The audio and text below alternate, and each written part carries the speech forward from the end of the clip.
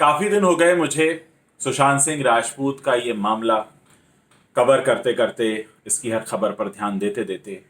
इस पूरे समय के दौरान मुझे एक बात समझ में आ चुकी है कि रिया चक्रवर्ती को अगर किसी से डर नहीं लगता तो वो है मुंबई पुलिस, और रिया चक्रवर्ती को अगर किसी से डर लगता है तो वो है एनफोर्समेंट डायरेक्टरेट।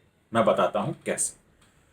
जिस दिन ये पहली बार खबर सामने आ रही थी कि सुब्रमण्यम स्वामी ने एक लेटर लिखा है प्रधानमंत्री को और उनसे ये कहा है कि इन्फोर्समेंट डायरेक्टरेट को ये मामला सौंपा जाए, ठीक उसी दिन या ठीक उसके अगले दिन, मुझे सही से याद आ रहा है शायद उसके अगले दिन, रिया चक्रवर्ती आ गई थी और हाथ जोड़कर अपील करने लगी थी अमित शाह साहब से कि इस मामले की जांच सीबीआई से हो। अब आज जब ये सामने आ गया है कि इन्फोर्समेंट डायरेक्टरेट को बिहार पुलिस ने एफआईआर की कॉपी दे दी है और इन्फोर्समेंट डायरेक्टरेट ने इस पर काम शुरू कर दिया है, तो सुनने में आ रहा है कि रिया चक्रवर्ती अब प्रेस कॉन्फ्रेंस करना चाहती हैं, मीडिया से बात करना चाहती हैं।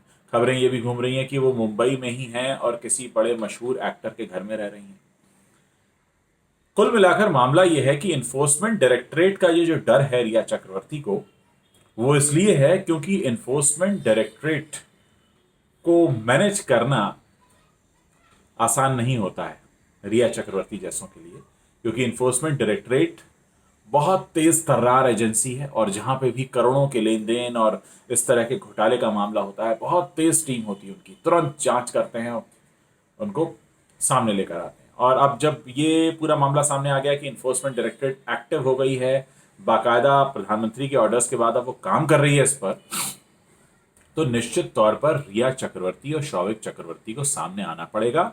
और शौविक चक्रवर्ती को इसलिए सामने आना पड़ेगा कि ऐसा कौन सा नियम था जिसमें वो अपनी बहन की बॉयफ्रेंड की कंपनी में डायरेक्टर भी हो गए और फिर उनकी बहन ने वहां से इस्तीफा भी दे दिया और फिर शौविक को सिग्नेटरी अथॉरिटी भी बना दिया। ये कौन सा घोटाला चल रहा था? ये क्या चीजें चल रही थी? और उनसे ये भी पूछा जा सकता है कि वो संदीप श्रीधर कहाँ हैं।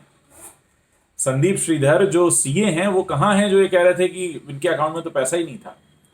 कोई मुझे ये समझाए कि इन्फोर्समेंट डायरेक्टरेट जैसी एजेंसी क्या किसी ऐसे मामले की जांच करेगी जो खाता ही खाली हो।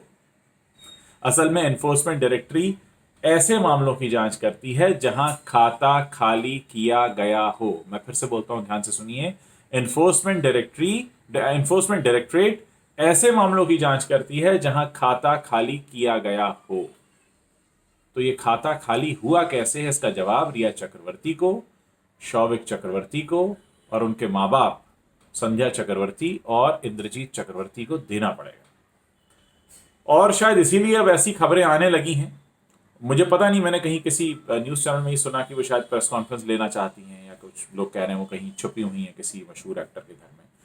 तो अब मुझे लगता है इन्फोर्समेंट डायरेक्टरेट के इन्वॉल्वमेंट के बाद ये मामला तेजी से सुलझेगा और सारी बातें सामने आएंगी।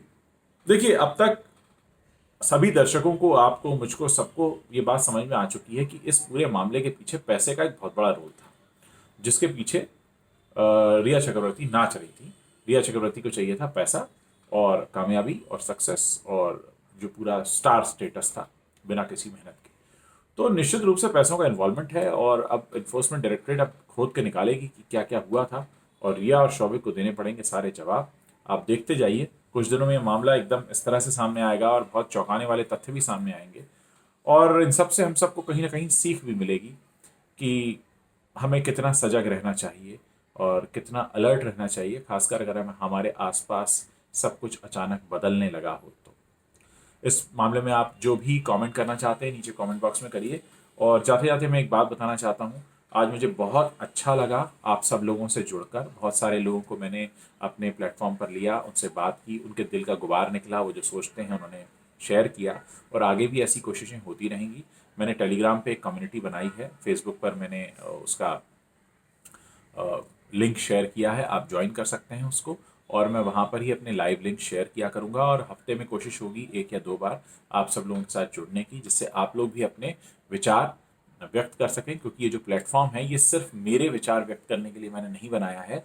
मैं बिल्कुल चाहूँगा कि आप लोग भी अपने विचार व्यक्त करें, इसीलिए फेसबुक पर एक कम्युनिटी शुरू की है, टेलीग्राम पर एक चैनल है, और मैं चाहता हूँ कि आप लोग अपनी बात रखें, और मेरी तरफ से जितना हो सकेगा मैं आपको पूरा मौका दूंगा, ताकि आपको भी तो हक है ना अपनी बात कहने का, वो आप अपनी बात रख पाएँ। And thanks for watching this video.